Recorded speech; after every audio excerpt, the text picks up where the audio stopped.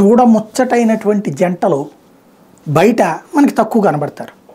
అదే సందర్భంలో సినిమాల్లో హీరో హీరోయిన్లలో అట్లా గనక మంచిగా ఉంటే జంట అందరి కళ్ళు వాళ్ళ మీదనే ఉంటాయి. సమంత నాగచైతన్య, లావణ్య త్రిపాఠి వరుణ్ సందేశ్, ఇట్లా వరుణ్ తేజ్, ఇట్లాంటిది చాలా పర్ఫెక్ట్గా ఉంటుంది. వాళ్ళకి సంబంధించినంత వరకు వాళ్ళ జంటను చూడగానే చూడముచ్చటగా ఉన్నారన్నటువంటి ఫీలింగ్ కూడా వస్తుంటుంది.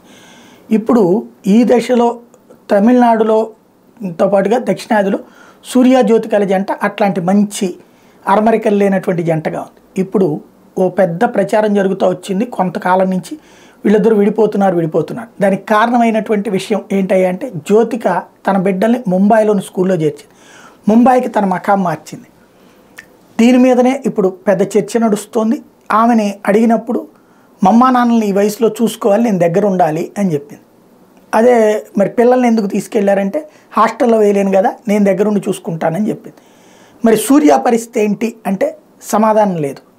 కాబట్టి ఇందులో వీళ్ళిద్దరూ కలిసి ఉంటూ చక్కగా అందులో భాగంగా వాళ్ళ తల్లిదండ్రులు చూసుకోమని సూర్య పంపించాడా, లేదు అంటే కనుక తను రిజెక్ట్ చేసి వెళ్ళిందా అంటే మొదటిదే కరెక్ట్ అవ్వచ్చు. కానీ ఇక్కడ సూర్య పరిస్థితి ఏంటన్నటువంటి చర్చ ఆటోమేటిక్గా నడుస్తుంది.